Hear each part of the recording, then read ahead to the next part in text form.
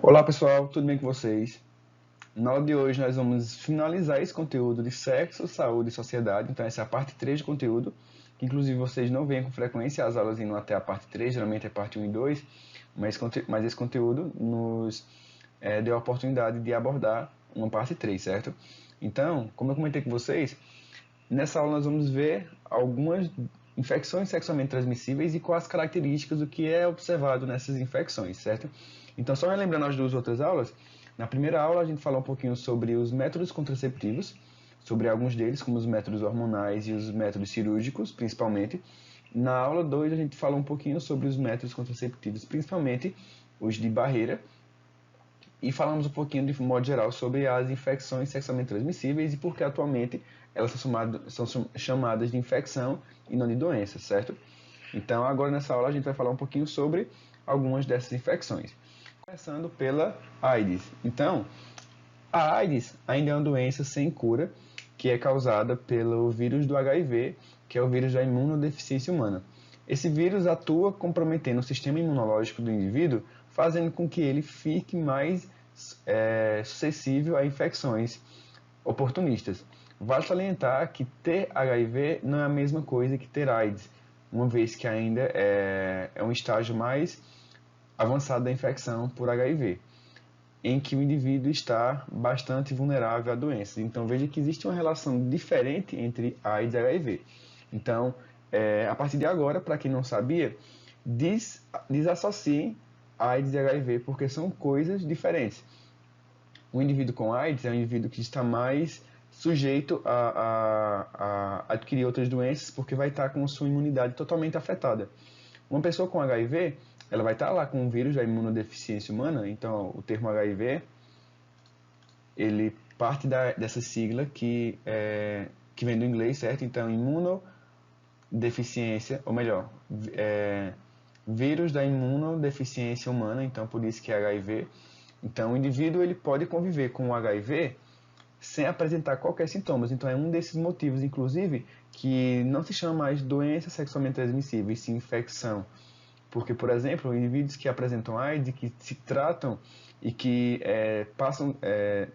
que usam corretamente os medicamentos no qual para o qual eles são prescritos pelos médicos, eles acabam nem passando essa impressão de que apresentam essa infecção. Eles conseguem viver por muitos e muitos anos sem que outras pessoas, por exemplo, percebam ou saibam que ele apresenta essa infecção sexualmente transmissível, certo?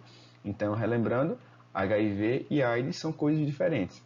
O HIV é a condição da pessoa que está com esse vírus da imunodeficiência humana, e a pessoa com AIDS é a pessoa que vai estar com a sua imunidade bem comprometida, certo?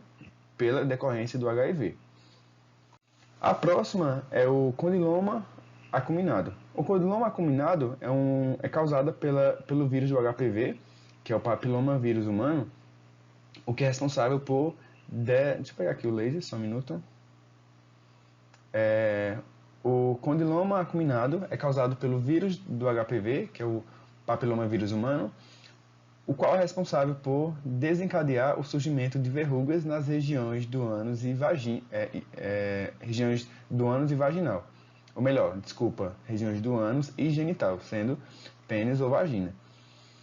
É importante salientar que alguns tipos de HPV estão relacionados com o desenvolvimento de câncer, entretanto, normalmente os HPV responsáveis pelas verrugas não são cancerígenos. Então vejam que essa infecção sexualmente transmissível é causada por decorrência do vírus do papilomavírus humano, que é denominado pela sigla HPV, que inclusive ele apresenta vacina, que normalmente são as meninas a partir dos 14 anos, se não me falha a memória, que podem tomar essa vacina, certo?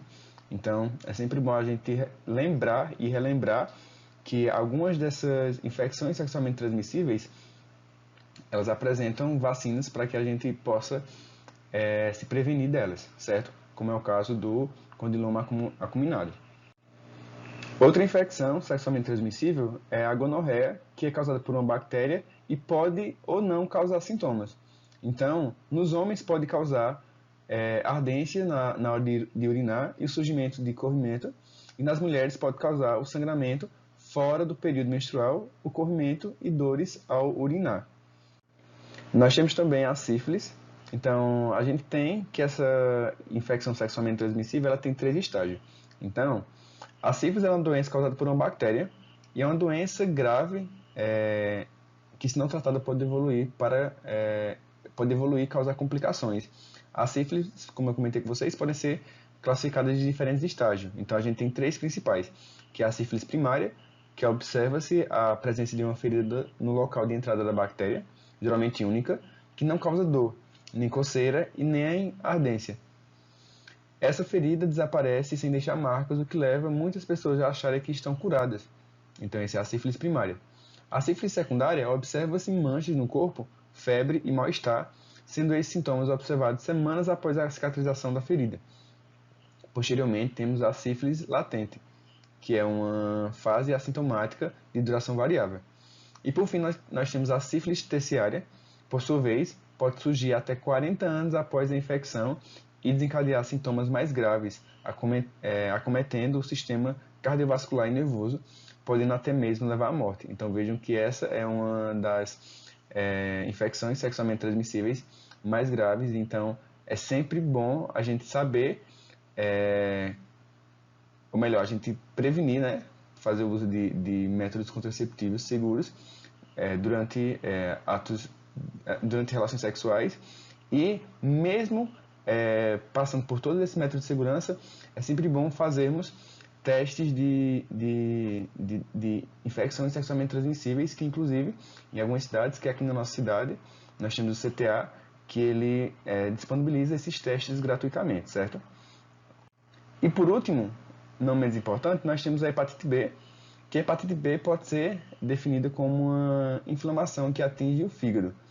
A hepatite, chamada de hepatite B, é causada pelo vírus HBV e geralmente não causa sintomas. Algumas vezes, no entanto, os sintomas podem surgir, sendo os mais frequentes tontura, vômito, dor abdominal, coloração amarelada na pele,